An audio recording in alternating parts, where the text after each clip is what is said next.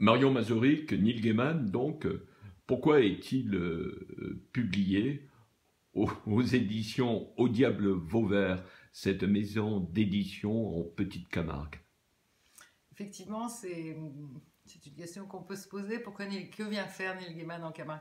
En fait, il faut savoir que je dirais que le Diable Vauvert, la maison d'édition Diable Vauvert, elle a été créée pour des écrivains comme Neil Gaiman et presque autour de lui et quelques autres, bien sûr, hein. Mais bon, c'est un écrivain qui, moi, je crois, a un peu changé ma vie d'éditrice parce que c'était, quand je l'ai lu pour la première fois, j'avais 27 ans. On a le même âge, hein, et on s'est rencontrés. C'était un jeune artiste et moi, une jeune éditrice.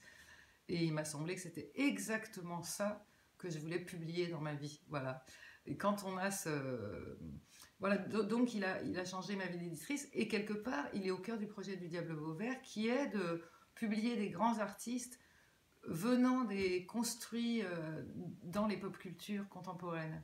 Alors lui, c'est exactement ça. C'est à la fois un superbe écrivain qui a une langue magnifique, hein. On peut prendre des cours de littérature dans son texte, qui est à la fois très réaliste, très poétique, il est à l'aise dans tous les registres, il écrit, quand on lit ses nouvelles, il écrit des nouvelles et des sonnets, il est capable de tout faire, Neil Gaiman. Il est vraiment un virtuose de la plume, et dans tous les registres, avec cette voix qui n'appartient qu'à lui, et en même temps, il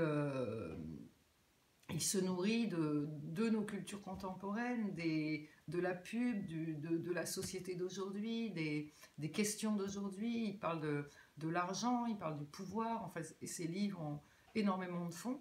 Et en même temps, ils ont beaucoup d'humour, ils ne se prennent pas au sérieux.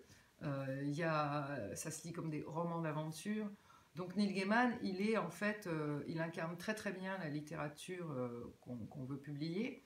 Il se moque complètement des genres. Il est capable d'écrire du contemporain, du mythologique, du fantastique.